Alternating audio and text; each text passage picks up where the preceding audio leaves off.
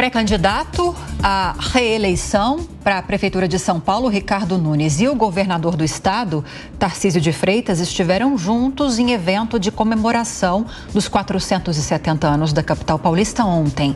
Essa foi a quinta agenda conjunta dos dois nesse ano. A Beatriz Manfredini acompanhou tudo e traz agora para a gente todos os destaques.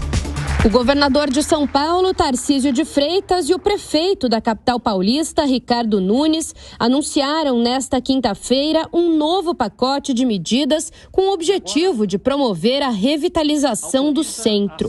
Enquanto a gestão estadual lançou linhas de crédito de 200 milhões de reais para os empresários da região, entregou 190 apartamentos populares e anunciou a criação do primeiro distrito turístico urbano no centro, a Municipal assinou um decreto para dar desconto de até 40% no IPTU de imóveis comerciais na região e abriu uma consulta pública para receber sugestões à proposta do chamado Veículo Leve sobre Trilhos, o VLT. Nunes disse que a intenção é que 200 mil pessoas sejam atraídas para morar no centro. Para os governantes, investir na região é o único modo de solucionar os problemas enfrentados no local. Eles descartaram a internação compulsória de dependentes químicos. Tarcísio afirmou que o objetivo com a revitalização é lidar com a Cracolândia nos moldes do que já foi feito em outros países. É um conjunto de ações que deverá dar um resultado. Essa aposta que a gente está fazendo foi uma aposta que alguns outros países já fizeram. O problema de cena aberta de uso não é uma exclusividade brasileira, né? Os alemães passaram por isso, os portugueses passaram por isso, os holandeses passaram, os americanos passaram, e a gente vai tentar seguir mais ou menos o mesmo caminho de experiências bem-sucedidas internacionais.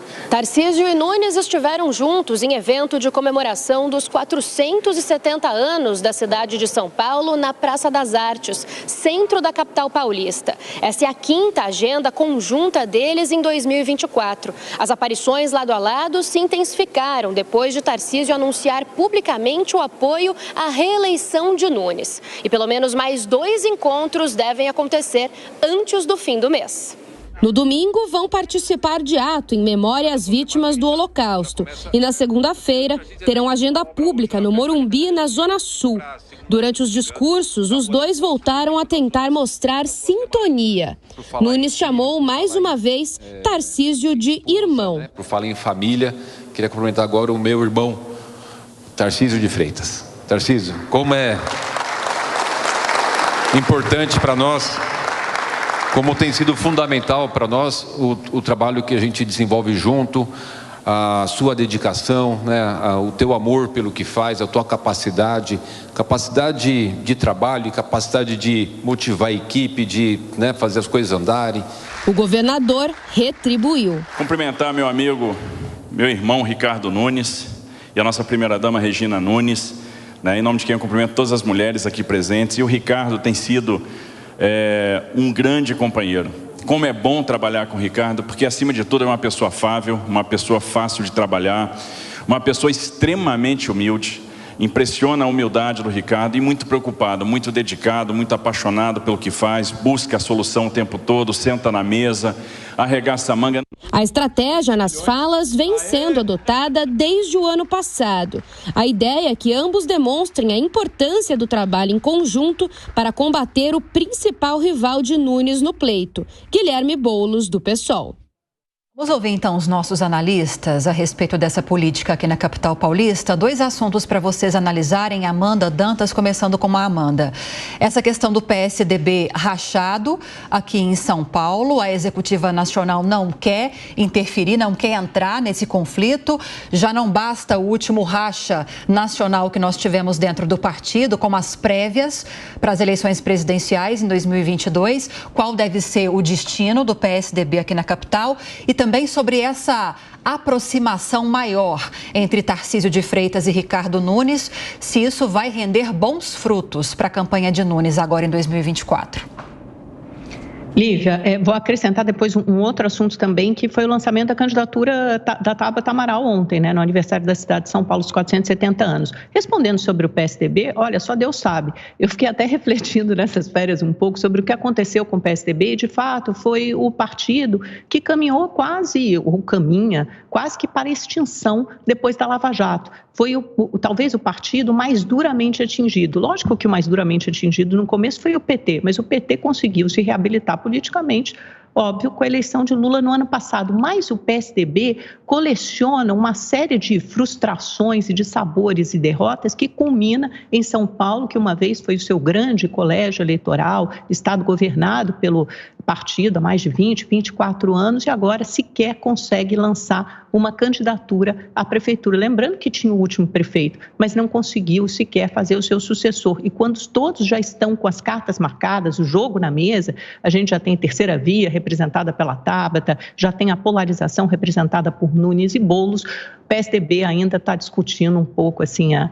arrumação da casa, o sexo dos anos, então fica difícil imaginar qualquer solução que possa ser positiva ou auspiciosa para o partido, seja na decisão de apoiar Nunes ou no lançamento de uma candidatura própria com a possível vinda aí do Andréa Matarazzo, uma reabilitação do Andréa Matarazzo. Sobre Nunes e Tarcísio estão irmanados, né? Como as próprias declarações sugerem, cada vez mais juntos. Falta a principal figura, que é o presidente Bolsonaro. Esse não entrou ainda na campanha, sequer declarou apoio publicamente a Nunes, mas isso já está subentendido, já está nas entrelinhas, porque os outros ensaios de pré-candidatura fizeram água, como a de Ricardo Salles, e o Bolsonaro não criticou mais o atual prefeito de São Paulo, continua lá de férias em Angra dos Reis. E, finalmente, para terminar, a candidatura de Tabata Amaral, que promete ou tenta ser a terceira via. Ela ensaiou um discurso instigante ontem, quando disse que será a única que, se eleita, poderá ter uma boa interlocução, poderá conversar tanto com o governo estadual representado pelo Tarcísio, como com o governo federal interpretado por Lula. Será um laboratório interessante em 2024, até para saber qual pode ser o futuro da terceira via em 2026. Tabata Amaral conseguirá um bom resultado, melhor que a Simone Tebet teve em 22, por exemplo, ou conseguirá, quiçá, passar para o segundo turno, que é o seu maior objetivo? Será talvez uma antecipação do que pode acontecer em 2026. Que papel terá alguém que tente furar a polarização do país? Amanda, PSDB, essa desfiguração do PSDB não tem nada a ver com Lava Jato, né? A Lava Jato, ela atingiu 3 partidos, principalmente o PT, o MDB e o PP, tá? Progressistas. Então, uma coisa não tem nada a ver com a outra. O PSDB, ele se desfigurou justamente pela perda de liderança, né? Perda de liderança, porque não é um partido orgânico, não é um partido de base, é um partido que saiu do MDB por caciques, e esses caciques foram se desgastando com o tempo, não houve renovação, e como você não tem uma base coesa, aí você tem o racha, é a disputa pelo comando do partido, e aí é um racha, houve uma perda de bandeira do partido, uma perda de posicionamento político no espectro político-ideológico. Então isso tudo é que está levando o PSDB a essa profunda crise, com risco, sim, de extinção.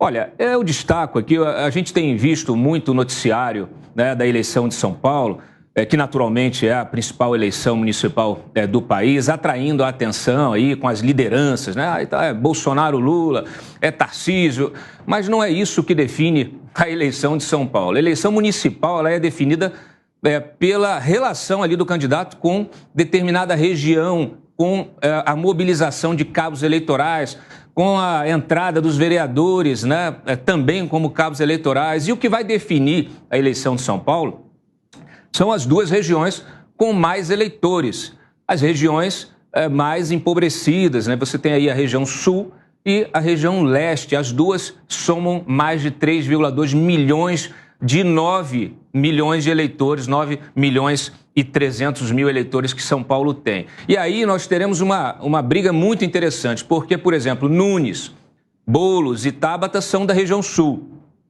Ao mesmo tempo que Boulos tem grandes cabos eleitorais, como a família Tato e agora a própria Marta, o Nunes tem o Milton Leite, que também tem um desempenho muito bom na região, que tem uma estratégia de contratação de cabos eleitorais muito efetiva. Inclusive, na última eleição, foi o vereador que mais gastou com esse tipo de estratégia. Então, isso que vai definir a eleição de São Paulo. Olha, só para discordar um minuto de você, Dantas, todos os partidos foram atingidos pela Lava Jato em maior ou menor grau. O PSDB foi duramente atingido nas conversas de Wesley Batista, nas tratativas com Aécio Neves. Aécio Neves teve um ótimo desempenho eleitoral em 2014, por uma margem estreitíssima, não ganhou de Dilma Rousseff. Ele ascendeu como uma grande liderança, ou havia possibilidade dele se tornar uma grande liderança política, talvez para o próximo mandato. Você teve em 2016 a eleição de uma novidade, representada pelo PSDB no primeiro turno, com João Dória, aqui mesmo a Prefeitura de São Paulo, mas depois disso você tem uma briga intestina, fratricida no PSDB pela disputa dessa liderança. E isso começa também com a tentativa de Dória de expulsar Aécio Neves do partido. Então você tem o partido cindido ali em duas alas e um PSDB que não consegue se reinventar, e nessa polarização entre PT e o Bolsonaro, o PSDB não consegue ocupar um espaço. E veja que outros partidos de centrão, como você mesmo lembrou, mais duramente atingidos pela Lava Jato, como MDB, PP, conseguem se reinventar e conseguem novamente aumentar ou fazer crescer os seus partidos. E o PSDB não, por uma série de motivos. Mas isso começa, sim, com as investigações que atingem também o PSDB. Bom, eu discordo. Eu acho que uma coisa não tem nada a ver com a outra e os teus argumentos eles apenas atestam aquilo que eu acabei de dizer. Mas tudo bem, cada um com a sua posição.